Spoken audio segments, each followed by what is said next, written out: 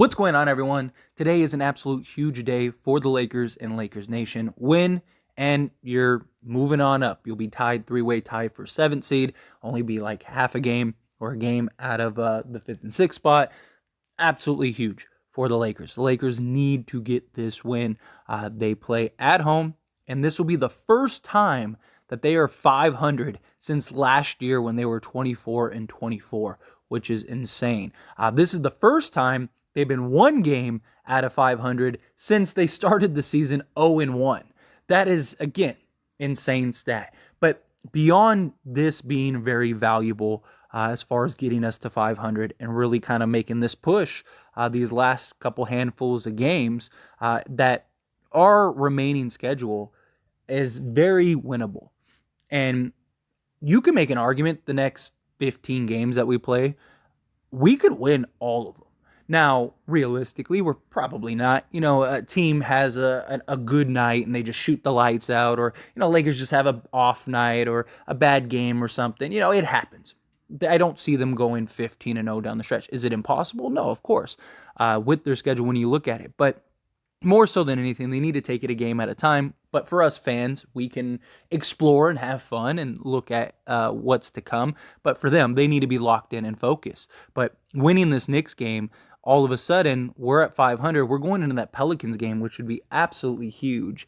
And then a Rockets game that we should win. I mean, very likely Anthony Davis. My guess is he doesn't play against the Rockets simply because, they really want to preserve him and they don't want him playing the back-to-backs. So I think the Pelican game is the most important game. So very likely he plays the Pelican game, sits out the Rockets game, and then they kind of go that route. That's my guess. Maybe they bring in a guy on a 10-day contract. If you see the Lakers after this Knicks game, if the Lakers bring somebody in on a 10-day, that's an even bigger sign that Anthony Davis is going to sit out that Rockets game. But even without Anthony Davis, I think that that's a very winnable game with D'Lo and Schroeder and Reeves and everybody playing. So all of a sudden, you have a real opportunity to be 2 games over 500 going into that Mavericks game. That Mavericks game could be the game if, assuming you win the next 3, that Mavericks game could be the decider of you very likely being in, at worst, the 7th seed, but potentially that 6th seed. Because that would very likely push you ahead. Warriors, they still continue to struggle. They did win last night, but they're not looking very good. And they play like half their games on the road, and they've won 7 road games. Now Steph is back, so that's going to be very likely a good guess that they'll win more than they would have otherwise. But still, even with Steph back, they've really seemed to kind of struggle and don't really seem to have it. But in general, right, we can't focus on just other teams doing our job for us. We have to continue to win. It starts with the Knicks game. Go out, get that Knicks game. I expect Anthony Davis to have a better game. But again, I have no problems with the game he played the other night at all, and against Toronto. And I mean, I don't care if he has that same type of game again tonight if we win, right? But if it is a tough game, which the Knicks, they are a tough team, right? They're coming off of a huge win streak and have lost, 3 straight games since that win streak. Although I did say in one of the live streams that last time the Knicks went on like an 8-game win streak, they followed that up with a 5-game losing streak. So I'm hoping that that's the case again. Right? They had a kind of hard-fought game. The Knicks, Julius Randle, in my opinion, lost that game for them. When they were in it, they had the lead, and then he went and threw like a little temper tantrum, and it just, the wheels fell off, right? So my hope is that kind of bleeds over into this next game, and the Lakers kind of have a bit of an edge. But regardless, the Lakers, if New York shows up, you still have to show up, right? You have to treat every game like it's do or die. Every game needs to be very important, very valuable, and I do believe that the Lakers are taking it as such, right? You're seeing guys really step up. You're seeing Anthony Davis on nights where he has to, he'll carry the team. He'll carry the load. Toronto, they were very well equipped to do and run the defensive scheme that they did. Toronto basically was like, hey, we're going to stop Davis from going off and giving 30. Let's, make everyone else beat us. And everyone else did beat them, right? And Anthony Davis, credit Anthony Davis, he made the right play. He played team basketball. I mean, he had several shots that he could have taken that he didn't, just to get a better look, get another guy involved. Like, he had one where he easily could have just dunked it over like the smaller guy, but instead, he gave the little, bounce pass to Rui, and Rui was able to put it in, right? He's had a couple passes where he could have just turned and shot, but instead, swung the ball out to the open shooter who knocked it down. And I don't have any problems with that. Rebound, protect the paint, dominate and control the game on that type of, on the defensive and rebounding end. And, if everyone else is shooting the lights out and playing great, good. I am all for that. We're still waiting for like that Beasley game, right? Beasley's kind of struggled as of late. And, I'm still waiting for like that game where Beasley just goes off. I'm hoping it's this game and the Pelicans game, right? That would be really nice, especially with D'Lo back. His ability to kind of just keep all things in order. But if Anthony Davis needs to, I fully believe in him going off and getting, 30 and 20 if he has to. I do like games like the Raptors game where he can just kind of coast, because that's kind of how it felt. Kind of felt like he was just kind of coasting. And it just felt like, hey, I could get going and dominate anytime I need to. But we're doing good. We're looking good. Every time, Toronto went on a run, we went on a run, ended up going on that run. And then, you saw Austin Reeves, D'Lo, Schroeder just completely take over the game. I expect the same thing to happen in this next game. I do. I expect guys to step up, continue to play good, continue to play big. Vanderbilt, guard whoever you need to guard, to slow guys down. Very likely I could see them having him guard Julius Randle. Although I might kind of like the Rui matchup with that, because Rui has a little more size. Like, this might be a game to start Rui. Like, I wouldn't mind if they went like Rui, Vanderbilt, and Anthony Davis for this game. Kind of have Rui guard Julius Randle, have Vanderbilt on Barrett, and then AD on Mitchell or whomever. If they go Hartenstein, whoever they end up going with in the starting.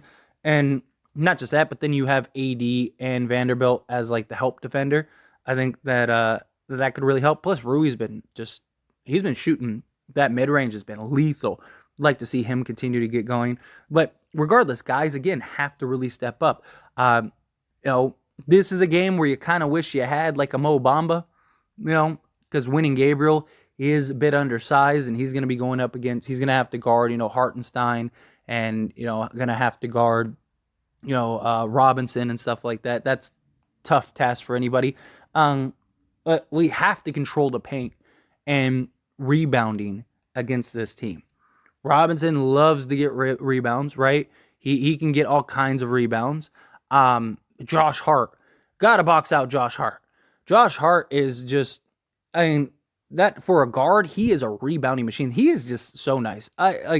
He's one of the players that I wish the Lakers could get back. I really do. Like, he just plays the game the right way. Like, he's a guy that just every game, like, you watch, when you watch him play, you're just like, man, it's like an Austin Reeves, he just does everything just really solid, but he rebounds the ball like he's a center, and he generates a lot of second chance points. The Knicks, really good offensive rebounding team, even against the Clippers. They were dominating the glass. That was one of the reasons they weren't getting blown out by the Clippers. All the second chance points. We got to do that. We got to make sure that we're boxing out, doing our job, protecting, staying the number one defense, right? We're the number one defense since the trade. Got to keep that going, got to stay being that number one defense, because that's how you're going to win games. It's how you're going to win a championship, if you are to win a championship, right?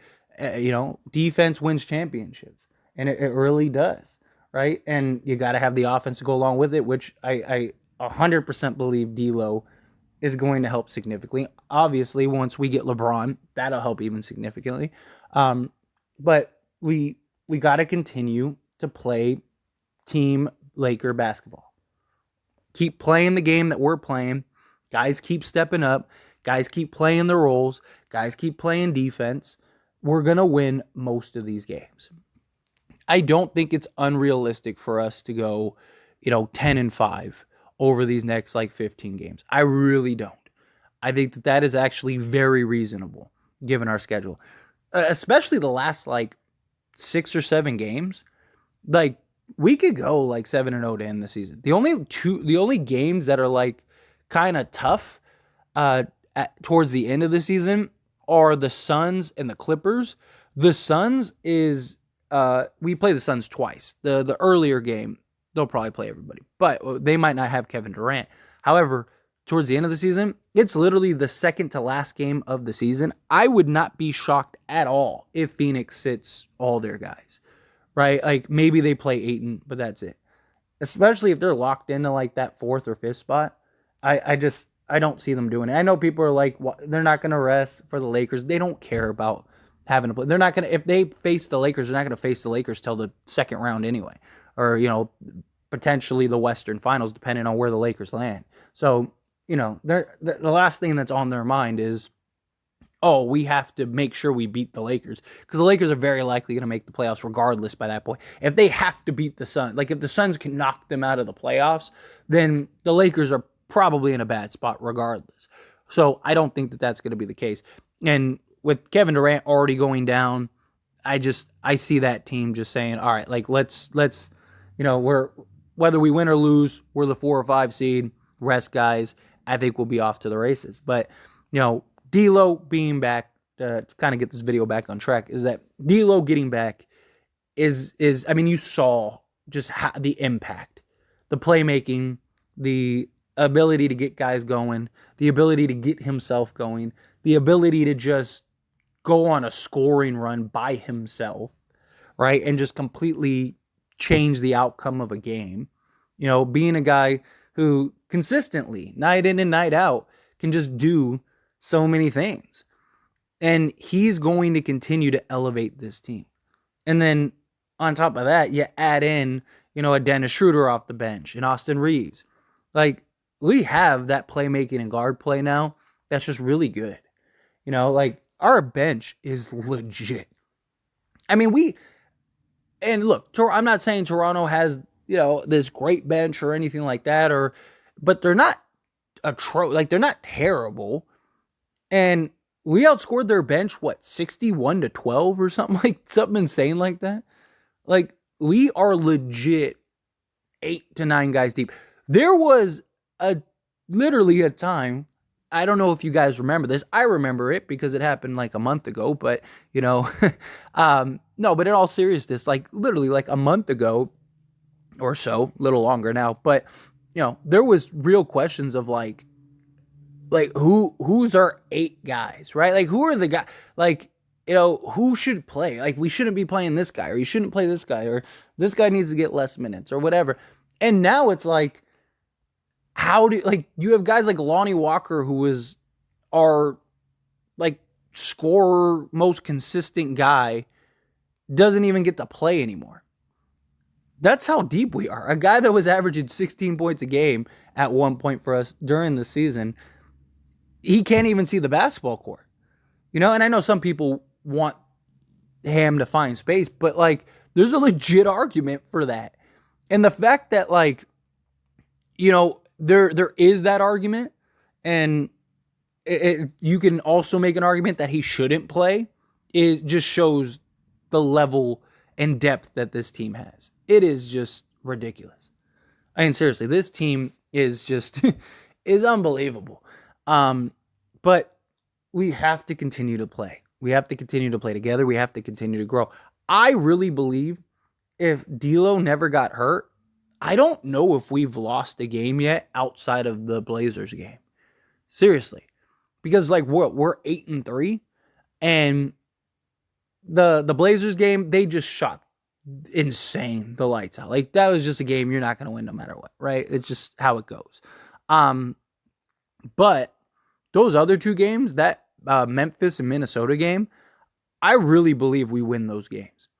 Because one, I think in that Memphis game, I don't think we would have turned the ball over as much. with D'Lo at the helm. Two, it would have been another guy that could help of close that game out. Could have scored big and kind of kept us in it when we were going in scoring droughts and stuff. And just another guy that could have given us 10 to 15 points, which would have been the difference in the game, right? And then Minnesota, like Minnesota was a bad game, right? Everybody was terrible except for Anthony Davis. Anthony Davis was superhuman. Everyone else was atrocious.